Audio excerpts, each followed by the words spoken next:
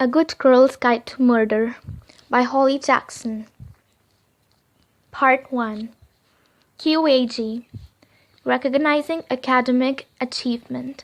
Extended Project Qualification 2017/18. Candidate number 4169.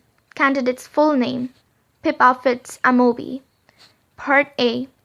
Candidate Proposal. To be completed by the candidate. The courses of study or areas of interest in which the topic relates. English, journalism, investigative journalism, criminal law. Working title of extended project. Present the topic to be researched in the form of a statement/question/hypothesis. Research into the 2012 missing persons investigation of Andy Bell in Little Clinton. A detailed report on how both print/televised media and social media have become invaluable players in police investigations using Andy Bell as a case study, and the implications of the press in their representations of Sal Singh and his alleged guilt. My initial resources will be interview with the missing persons expert, interview with a local journalist, reporting on the case, newspaper articles, interviews with the members of the community, textbooks and articles on police procedure, psychology, and the role of media. Supervisor's comments. Pippa, as previously discussed, this is an incredibly sensitive topic to pick. A terrible crime that happened in our own town. I know you cannot be persuaded away, but the project has a more focused angles for your report as you work through the research without concentrating too much on sensitive issues.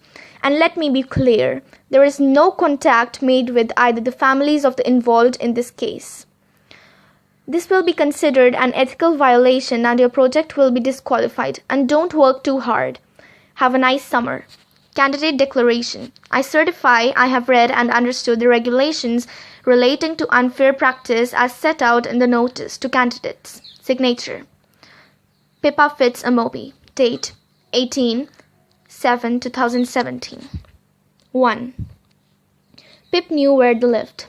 Everyone in Little Clinton knew where they lived. Their home was like the town's own haunted house. People's footsteps quickened as they walked by and their words strangled and died in their throats. Shrieking children would gather on their walk from school, daring one another to run up and touch the front gate. But it wasn't haunted by ghosts. Just three sad people trying to live their lives as before. A house not haunted by flickering lights or spectral falling chairs, but by dark, spray-painted letters of Scum Family and stone-shattered windows. Pip had always wondered why they didn't move. Not that they had to, they hadn't done anything wrong, but she didn't know how they lived like that. Pip knew a great many things. She knew that hippopotamonstroscipitalophobia was the technical term for the fear of long words. She knew that babies were born without kneecaps. She knew verbatim the best quotes from Plato and Cato, and that there were more than 4,000 types of potato. But she didn't know how the Singhs found the strength to stay here in Clinton under the weight of so many widened eyes, of the comments whispered just loud enough to be heard, of neighborly small talk never stretching into long talk anymore. It was a particular cruelty that their house was so close to Clinton Grammar School, where both Andy Bell and Sal Singh had gone, where Pip would return for her final year in a few weeks when the August pickled sun dipped into September. Pip stood and rested her hand on the front gate, instantly braver than half the town's kids. Her eyes traced up the path to the front door. It might only look like a few feet, but there was a rumbling chasm between where she stood and over there. It was possible that this was a very bad idea. She had considered that. The morning sun was hot, and she could already feel her knee pits growing sticky in her jeans. A bad idea or a bold idea, and yet history's greatest minds always advised bold over safe. Their words good padding for their even the worst ideas. Snubbing the chasm with the soles of her shoes, she walked up the door and, pausing for a second to check she was sure, knocked 3 times. Her tense reflection stared back at her. The long, dark hair, sun-dyed, a lighter brown at the tips, the pale face, despite a week spent in the south of France, the sharp, muddy green eyes braced for impact. The door opened with the clatter of a falling chain and a double-locked click. "Hello?" he said, holding the door half open, his hand folded over the side. Pip blinked to break her stare, but she couldn't help it. He looked so much like Sal. The Sal she knew from all those television reports and newspaper pictures. The Sal fading from her adolescent memory. Ravi had his brother's messy black, side-swept hair, thick arched eyebrows, and oaken-hued skin. "Hello?" he said again. Pip put on the spot charm reflex, kicked. Pip's put on the spot charmer reflex clicked in too late. Her brain was busy processing that, unlike Sal, he had a dimple in his chin, just like hers. And he'd grown ever taller since she last saw him. Sorry, hi." She did an awkward half-wave that she immediately regretted. "Hi?" "Hi, Ravi," she said. You don't know me. I'm Pippa Fitz-Amobi. I was a couple of years below you at school before you left." "Okay. I was just wondering if I could borrow a jiffy of your time. Well, not a jiffy. Did you know a jiffy is an actual measurement of time? It's 1/100th of a second, so can you maybe spare a few sequential jiffies?" Oh God, this was what happened when she was nervous or backed into a corner. She started spewing useless facts dressed up as bad jokes. And the other thing, nervous, Pip turned 4 strokes more posh, abandoning middle class to grapple for a poor imitation of upper.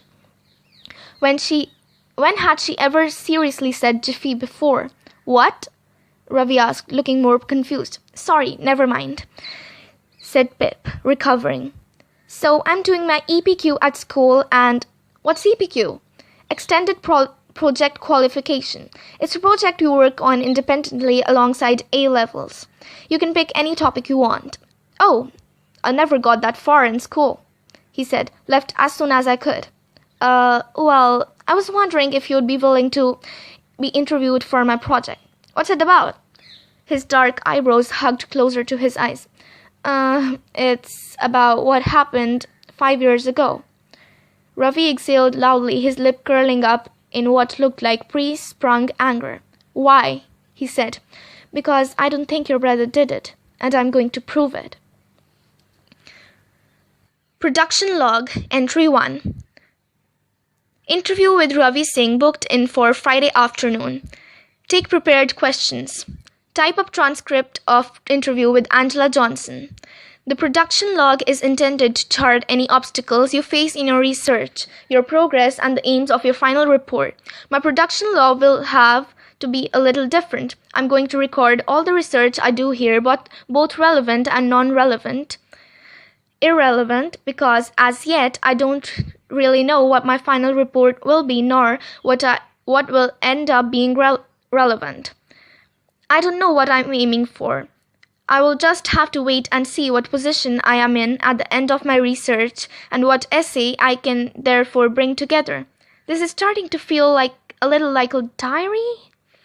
I'm hoping it will not be the essay I'm proposed to Mrs. Morgan. I'm hoping it will be the truth. What happened to Andy Bell on the 20th April 2012? And as my instincts tell me, if Sal Singh is not guilty, then who killed her? I don't think I will actually solve the case and discover the person who murdered Andy. I'm not a police officer with access to forensics labs, obviously, and I'm not deluded. Also not deluded. But I'm hoping that my research will uncover facts and accounts that will lead to reasonable doubt about Sal's guilt and suggest that the police were mistaken in closing the case without digging further. So my research methods will be interviewing those close to the case, obsessive social media stalking, and wild speculation. Don't let Mrs. Morgan see any of this. The first stage in this project, then, is to research what happened to Andrea Bell, also known as Andy to everyone, and the circumstances surrounding her disappearance. This information will be taken from news articles and police press conferences from around that time. Write your references in now so you don't have to do it later. Copy and paste it from the first national news outlet to report on her disappearance. Andrea Bell, 17, was reported missing from her home in Little Clinton, Buckinghamshire, last Friday. She left home in her car, a black Peugeot 206, with her mobile phone, but did not take any clothes with her. Police say her disappearance is completely out of character. Police have been searching woodland near the family home over the weekend. Andrea, also known as Addie, is described as white, 5 feet 6 inches tall, with long blonde hair. It is thought that she was wearing dark jeans and a blue cropped jumper on the night she went missing. After everything happened, later articles had more detail as to when Andy was last seen alive and the time window in which she was believed to have been abducted. Andy Bell was last seen alive by her younger sister Becca at around 10:30 p.m. on the 20th of April 2012. This was corroborated by the police in a press conference on Tuesday, 24th April. CCTV footage taken from a security camera outside STN Bank on Little Clinton High Street confirms that Andy's car was seen driving away from her home at about 10:40 p.m. According to her parents, Jason and Dawn Bell, Andy was supposed to pick them up from a dinner party at 12:45 a.m. When Andy didn't show up or answer any of their phone calls, they started ringing her friends to see if anyone knew of her whereabouts. Jason Bell called the police to report his daughter missing at 3 a.m. Sunday morning. So whatever happened to Andy Bell that night happened between 10:40 p.m. to 12:45 a.m. Here seems a good place to type up the script from my telephone interview yesterday with Angela Johnson. Transcript of interview with Angela Johnson from the Missing Persons Bureau. Angela: hello. Pip: hi, is this Angela Johnson? Angela: speaking. Yes, is this Pippa? Pip: yes, thanks so much for replying to my email. Angela: no problem. Pip: do you mind if I record this interview so I can type it up later to use in my project? Angela: yeah, that's fine. I'm sorry I've got only about 10 minutes to give you. So what do you want to know about missing persons? Pip: well, I was wondering if you could talk me through what happens when someone is reported missing. What's the process and the first steps taken by the police? Angela: so when someone rings 999 or 101 to report someone as missing, the police will try to get as much detail as possible so they can identify the potential risk to the missing person and an appropriate police response can be made. The kinds of details they will ask for in the first call are name, age, description of the person, what clothes they were last seen wearing, the circumstances of their disappearance, if going missing is out of character for this person, details of any vehicle involved. Using this information, the police will determine whether this is a high, low, or medium risk case. Pip: and what circumstances would make a high risk case? Angela: if they are vulnerable because of their age or a disability, that would be a high risk. If the behavior is out of character, then it is likely an indicator that they have been exposed to harm, so that would be high risk. Pip: so if the person is 17 years old and is deemed out of character for her to go missing, would this be considered a high risk case? Angela: oh, absolutely, if a minor is involved. Pip: So how would the police respond to a high-risk case? Angela: well, there would be immediate deployment of police officers to the location if the person is missing from. The officer will have to acquire further details about the missing person, such as details of their friends or partners, any health conditions, their financial information in case they can be found when trying to withdraw money. They will also need a number of recent photographs of the person. In a high-risk case, they may take DNA samples in case they are needed in subsequent forensic examination, and with consent of the homeowners, the location will be searched thoroughly to see if the missing person is concealed or hiding there, and to establish whether there are any further evidential leads. That's the normal procedure. Pip: so immediately the police are looking for any clues or suggestions that the missing person has been the victim of a crime? Angela: absolutely. If the circumstances of the disappearance are suspicious, the officers are always told, if in doubt, think murder.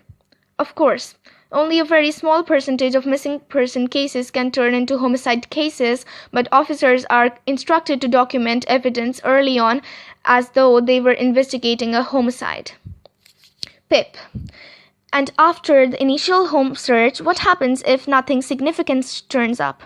Angela: they will expand the search to the immediate area. They might request telephone information. They'll question friends, neighbors, anyone who may have relevant information. If it's a young person, a teenager who is missing, a reporting parent cannot be assumed to know all of their child's friends and acquaintances. Their peers are a good port of call to establish other important contacts, any secret boyfriends, that sort of thing. And a press strategy is usually discussed before appeals for information in the media can be very useful in these situations. Pip: so if it's a 17-year-old girl who's gone missing, the police would have contacted her friends and boyfriend quite early on? Angela: yes, of course. Inquiries will be made because if the missing person has run away, they are likely to be hiding out with the person close to them. Pip: and at what point in a missing person's case do police accept they're looking for a body? Angela: well, time-wise, it's not. Oh, Pippa, I have to go. Sorry, I've been called into my meeting. Pip: oh, okay. Thanks so much for taking the time to talk to me. Angela: and if you have any more questions, just pop me an email and I'll get to them when I can. Pip: will do. Thanks again. Angela: bye. I found these statistics online. 80% of missing people are found in the first 24 hours. 97% are found in the first week. 99% of the cases are resolved in the first year. That leaves just 1%. 1% of people who disappeared are never found. But there's another figure to consider. Just 0.25 of all missing person cases have a fatal outcome. And where does this leave Andy Bell? Floating incessantly somewhere between 1% and 0.5%, fractionally increasing and decreasing in tiny decimal breaths. But by now, most people accept that she's dead even though her body has never been recovered. And why is that? Sal Singh is why. So this was the end of chapter 1, and I'll be coming soon with chapter 2, hopefully tomorrow. Thanks. Hope this helped you.